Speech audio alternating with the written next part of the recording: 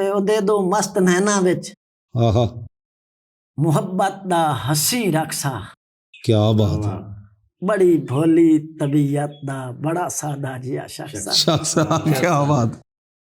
ਅਮਨ ਉਹ ਦੇ ਮੈਂ ਵੇੜੇ ਚੋਂ ਹਾਂ ਖੁਰੇ ਵੀ ਨਹੀਂ ਮਿਟਾ ਸਕਿਆ ਵਾਹ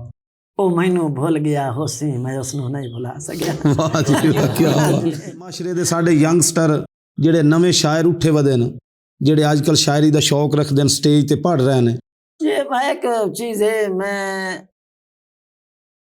एक तो दो चीज़ें हैं भाई एक होंदा तनकीद है मैं किसी ते कर देवनी जी एक होंदी इस्लाह दी नीयत नाल तनकीद सही लेकिन ये दौर इस किस्म दा आ गया अगर तुसी इस्लाह दी नीयत नाल ही किसी ते थोड़ी तनकीद च करो ना हाँ जी वो बंदा उस ते नाराज हो वैंदा और लोग आदन किसी दी कूड़ी मां नूं भी गाल ना कड्डो तुहाडी सच्ची मां नूं गाल कढ दे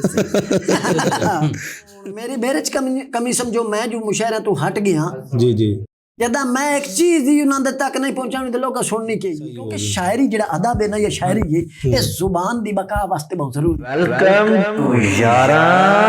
द शो। अच्छा अमन साहब अक्सर लोग आदन और ये तासर भी है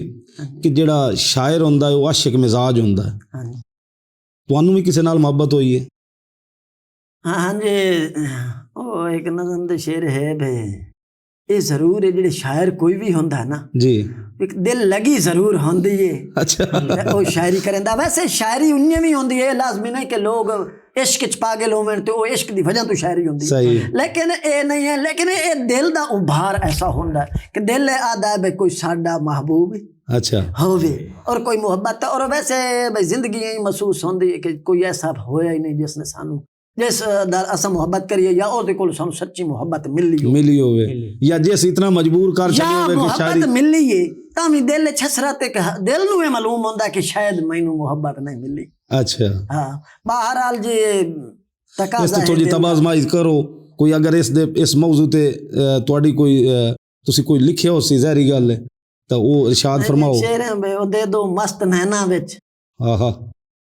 मोहब्बत दा हसी रक्सा क्या बात है बड़ी भोली तबीयत दा बड़ा सादा जिहा शख्सा शख्सा क्या बात अमन ओ दे मैं वेड़े चूं हाँ खुरे भी नहीं मिटा सकिया वाह ओ मैनू भूल गया होसी मैं उसनू नहीं भुला सकिया वाह जी वाह क्या बात वो मैनू भूल गया उसी मैं उसनू भुला नहीं सकिया क्या बात है मैं उसनू नहीं भुला सकिया बहुत खूब अमन साहब और अच्छा अमन साहब तुहानू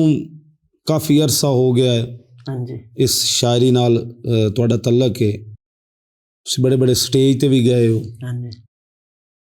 कोई ऐसी चीज़ इस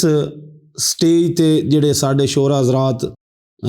स्टेज ते अजकल पेश कर रहे हैं हाँ जी हाँ जी हाँ जी तुहानू इस दे विच कोई चीज़ दी कमी नज़र आई होवे कि अज दे जेड़े माशरे दे साडे यंगस्टर जेड़े नवे शायर उठे वधे ने जेड़े अजकल शायरी का शौक रखते हैं स्टेज ते पढ़ रहे हैं ये एक चीज़ है मैं